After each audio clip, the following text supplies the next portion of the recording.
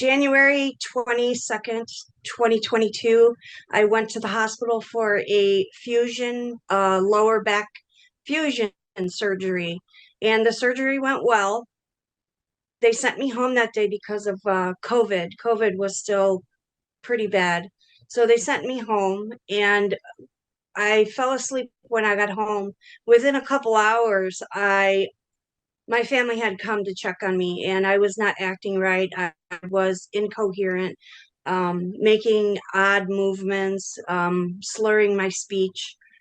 I did go into a coma for 2.5 days. My experience came out of a coma. I lost oxygen to my brain. My organs shut down. There was fluid in my lungs that they took out. Kidneys shut down, no oxygen, in a coma, and they gave up after an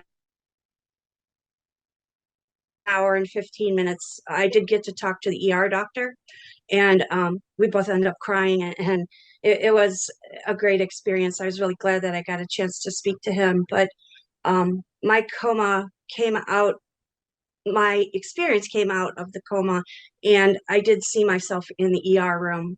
That was my out of body experience. Um, it was verified by the doctor, by what was in the room, what I showed was in the room. I then all of a sudden was in a space where there was light and dark and just vast, wide openness. No features, no trees, no clouds, no nothing besides the bright white light. There were two golden copper orbs, 10 family members to the left of me, but I was getting information telepathically. My eyes were not open. I knew my body was floating, and the orbs began speaking to me. And the first thing they said was, "You're here awaiting a decision." And the white light is where God is, and the messages are coming from God. We are speaking for God to give you messages. And I did see millions of these orbs, golden copper orbs, in the white light, going in and out of the white light. I could see 360 degrees. I don't know how it happened, but I managed to see the ER room, and through that I seen the hell, and it was horrific. It was black. There were human figures, but on the bottom, like, there was, if you can imagine, black onyx, big giant black onyx, sharp cut up rocks, and these human figures had other grotesque beings that were cut up and bleeding and just mangled up, and they were basically torturing what human souls were there.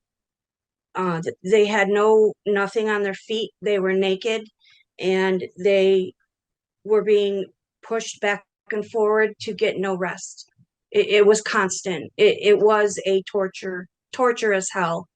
And I just came to the decision that I said, to, in my mind, that I can't look at it anymore. After that, I'd been told about resurrection, or sorry, reincarnation. And the reincarnation was explained to me because the level I was on, they told me, was all energy and frequency. And our soul, what we think our soul is actually an energy orb.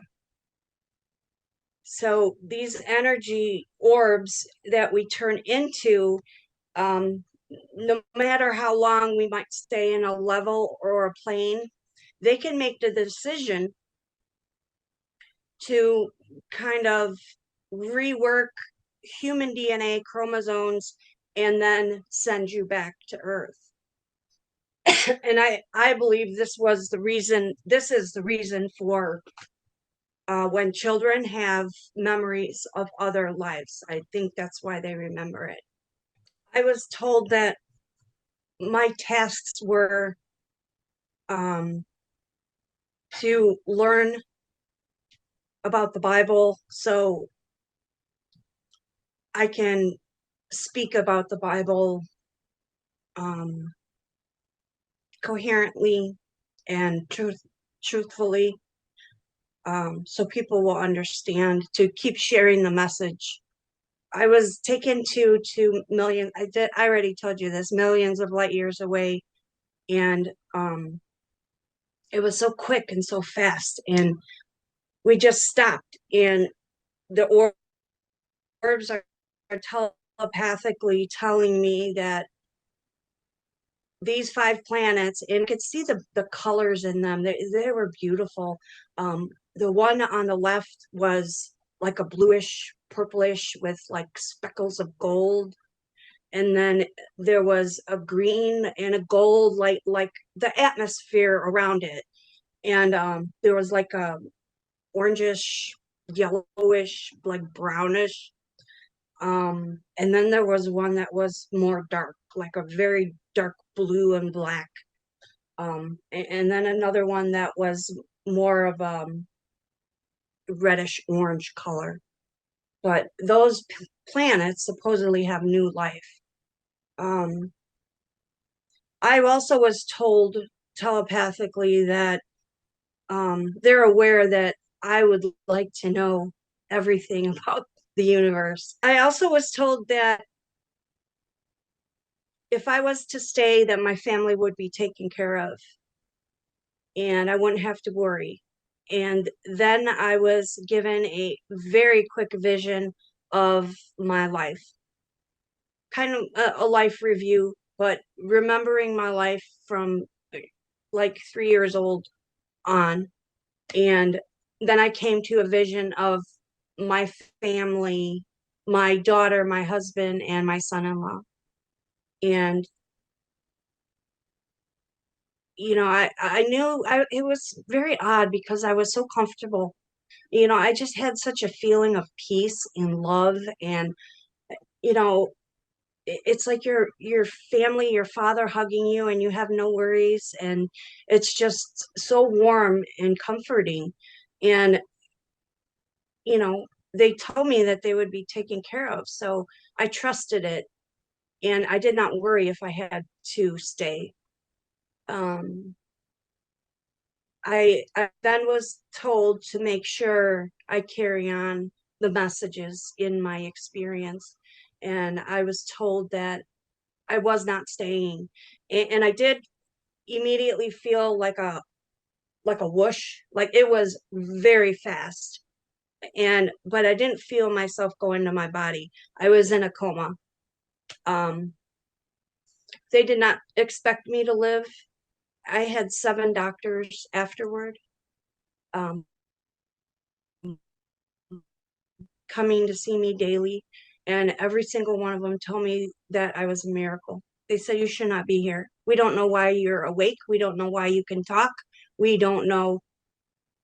We just don't know.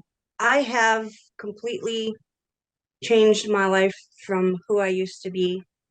I can honestly say that for a long time, I was not a good person. Um, I actually attempted suicide, which was my first near-death experience, and all the same relatives were there. My grandmother was next to me in the ER speaking to me. Um, but it's changed my life so much that I am my only mission is to do what God asked me. And God said that we are all one. The fact that all these different nations fight over religion and power, and I know now that it's just so much a waste of time. It's not going to matter, because when we pass on, all of us, we are one. God is with us and we are one. We all practice our own religions, and it's so wonderful to have the diversity, but it's also great to know that you know, we really should be caring for each other. That's what God wants. Okay. He wants us to share and care and help your neighbors and, be loving and follow the Bible.